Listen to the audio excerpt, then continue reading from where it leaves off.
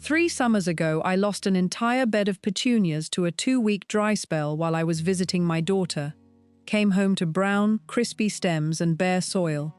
I stood there with the garden hose feeling defeated and thought, there has to be a better way to do this. That summer changed how I plant everything, and I have not looked back since. Today I am sharing 5 plants that do the hard work for you. These are tough, beautiful, low-fuss plants that handle dry spells without complaint, look gorgeous for months, and ask almost nothing in return. I will tell you which ones I grow, how I use them, and a few tricks I have picked up over the years that you will not find on most plant labels. If watering, bending, and fussing over temperamental flowers has worn you out, this list is for you. Let me start with one that caught me off guard the first time I saw it bloom. The sun rose, or cistus if you want the Latin name. I planted my first one about 8 years ago along a south-facing wall where nothing else wanted to grow. The soil there is thin, gravelly, and bakes in the afternoon heat. I figured I would give this little shrub a try and see what happened. By late May of that first year, it was covered in flowers that looked like someone had crumpled tissue paper into the most delicate petals you have ever seen. Each bloom lasts maybe a day, sometimes 2, and then it drops.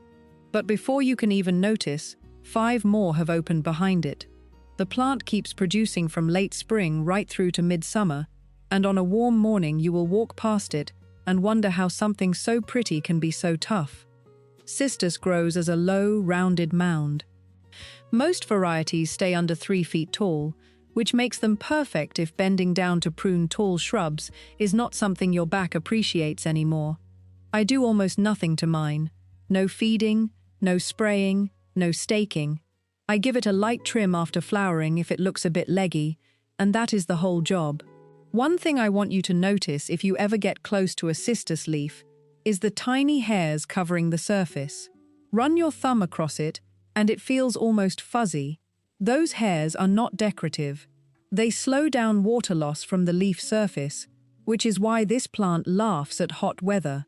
Anytime you see a plant with downy or hairy leaves, that is a clue that it has evolved to handle dry conditions.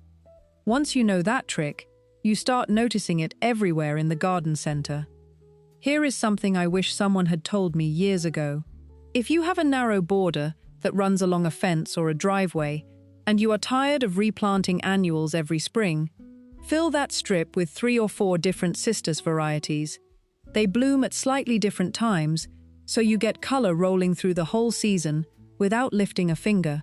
I did this along my front path 2 years ago, and I have had more compliments on that little border than on anything else in my garden.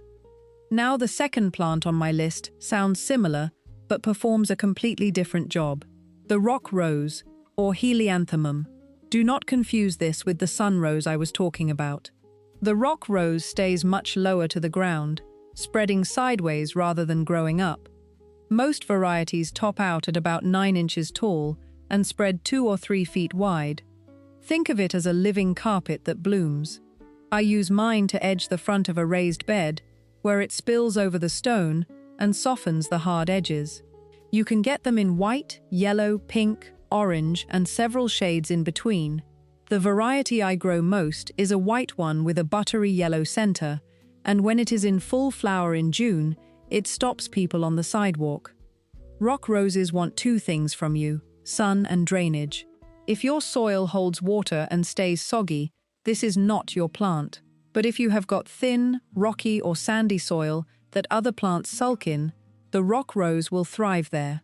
I grow mine in a spot where I once tried lavender, and it rotted out over winter because the clay held too much moisture. I amended that patch with a couple of buckets of coarse grit, mixed it into the top 8 inches, and planted the rock rose.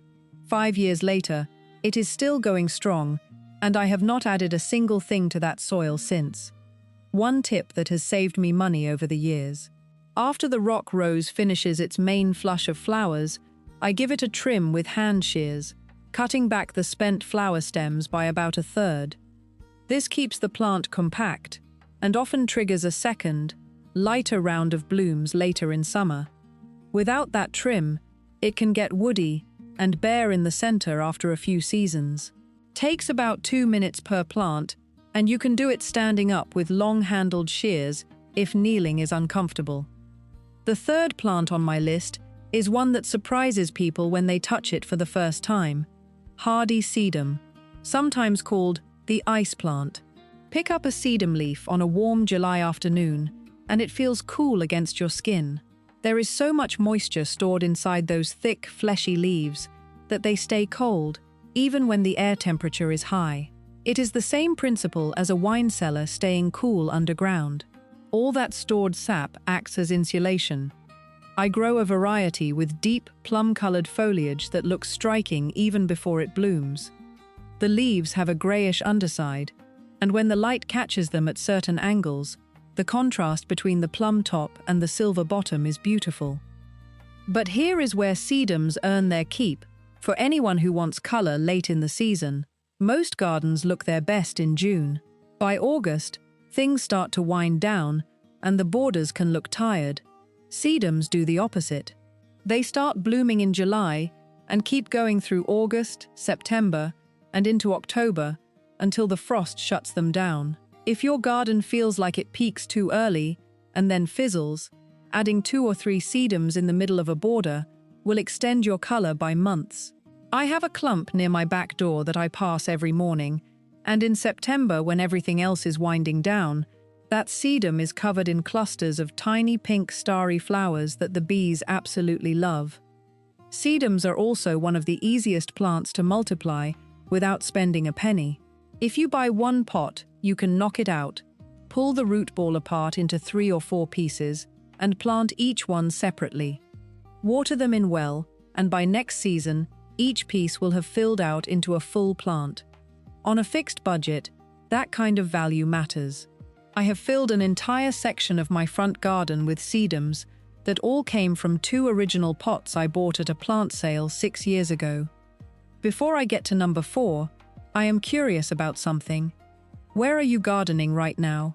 Drop your city, state, or country in the comments.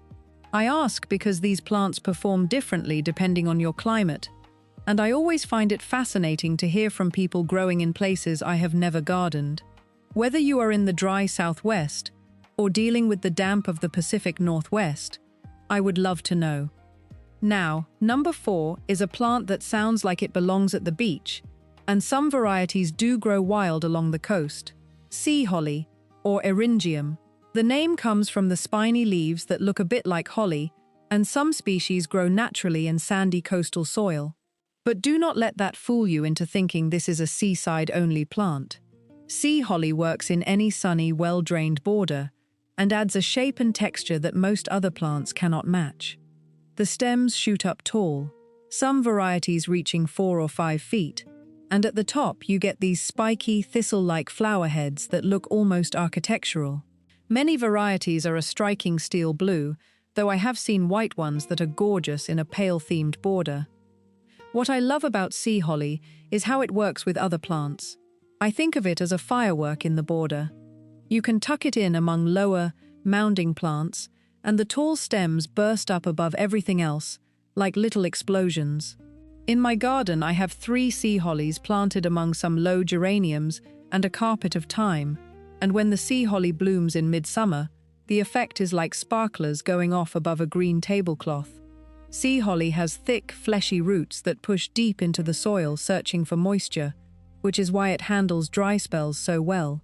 Once established, I do not water mine at all during summer, unless we go more than 3 weeks without rain, which has only happened twice in the last decade where I live. The flowers hold their shape and color for weeks on the plant, and here is a bonus that a lot of people overlook. You can cut the stems, hang them upside down in a dry shed or garage, and they dry perfectly for winter arrangements. I keep a jar of dried sea holly on my kitchen windowsill from September through February, and it looks every bit as good as it did in the garden. One thing to be aware of: sea holly does not like to be moved once it is planted. Those deep roots resent being disturbed, so pick your spot carefully the first time. I made the mistake of trying to relocate one after its 2nd year, and it sulked for an entire season before recovering. Plant it where you want it and leave it alone. It will reward you for years. And now, The plant I would pick if I could only grow one drought-tolerant flower for the rest of my life. Agapanthus, the African lily. I have a row of these in tall terracotta pots flanking my patio, and every July when those round heads of blue trumpet flowers open up, I feel like my garden has been transported to the south of France. There is something about that particular shade of blue that no other plant quite matches. You can get them in white too, and the white varieties are elegant, but for me the blue is what makes Agapanthus special. Now, Agapanthus used to have a reputation for being tender, meaning they would not survive cold winters. That has changed. Breeders have developed hardier varieties that can handle temperatures down to -12 degrees Celsius, which is about 10 degrees Fahrenheit, as long as the drainage is good. Wet, cold soil will kill them faster than dry cold ever will. In a pot with good drainage holes and some gritty compost, they overwinter without trouble in most parts of the UK and across a wide range of US zones. I have kept my potted Agapanthus alive through 5 winters now by making sure the pots are slightly raised off the ground on pot feet, which stops water from pooling underneath and freezing around the roots. There is a newer group of Agapanthus varieties that bloom repeatedly through the summer rather than producing one big flush and then stopping. You will sometimes see them labeled as ever-blooming or repeat flowering types. I switched to one of these 2 years ago, and the difference is remarkable. I get flowers from early July all the way into September, with new stems pushing up just as the earlier ones are fading.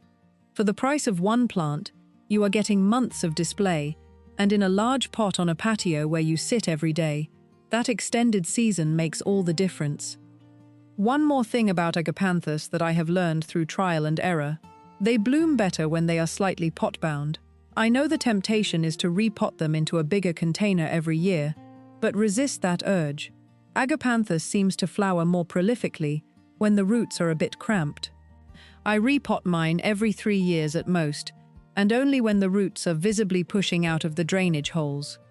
Now I could not finish this list without mentioning 2 plants that nearly made my top 5 and might belong on yours depending on your situation. The first is Ponytail Grass, or Stipa tenuissima. This is one of the most graceful plants I have ever grown. The fine, hair-like blades move in the slightest breeze, and the effect is mesmerizing. I use it to fill gaps between more colorful plants, and it acts as a visual buffer that calms everything down. Too many bold colors side by side can look chaotic, and a tuft of ponytail grass between them ties the whole picture together. Here is a budget tip that has served me well. Buy 1 pot of ponytail grass, knock it out, and divide it into 3 or 4 clumps. Plant each one, water it in, and by next year you will have a small grove of these graceful grasses without spending another penny. It also self-seeds gently, so you may find little seedlings popping up in nearby gravel or between paving stones. I leave most of mine where they appear, unless they are growing somewhere truly inconvenient. The second near miss is Catmint, or Nepeta. I grow a variety called Persian Blue that stays compact and does not flop over the way some taller catmints do. That flopping is the main complaint I hear about catmint, and it is valid. Some of the older varieties grow 3 feet tall and then collapse sideways after a rain, which means you need stakes or supports. Persian Blue stays tidy on its own and produces wave after wave of soft blue-purple flower spikes from early summer into fall. When you brush against it, the leaves release this sharp, herbal scent that is hard to describe but impossible to forget. Cats go mad for it, by the way. I had a neighbor's cat who would roll around on my catmint bed like it was the greatest thing on earth and flatten the whole plant. If you have cats visiting your garden, you might want to protect young catmint plants with a small wire cage until they are established enough to bounce back from a feline assault. One thing I want you to take away from this whole list: every single one of these plants needs proper watering when you first put it in the ground. Drought tolerant does not mean you can stick it in dry dust and walk away. The roots need time to push down and establish themselves, and during those first few weeks, regular watering is essential. I water new plantings every other day for the first 2 weeks, then every 3 or 4 days for the next month, and after that I step back and let the plant take over. Skipping this establishment period is the single biggest reason I see drought-tolerant plants fail. They are not dying because they cannot handle dry conditions. They are dying because they never got the chance to build the root system that makes them tough in the first place. If you take one thing from today and put it into action this weekend, let it be this. Walk around your garden and find one spot that dries out fast and frustrates you every summer. Measure it roughly, head to your local garden center, and pick up one of these 5 plants. Start with whichever one suits your space and budget. You do not need to redo your entire garden at once. One tough plant in one difficult spot, watered in well, and left to settle. By this time next year, you will wonder why you did not do it sooner.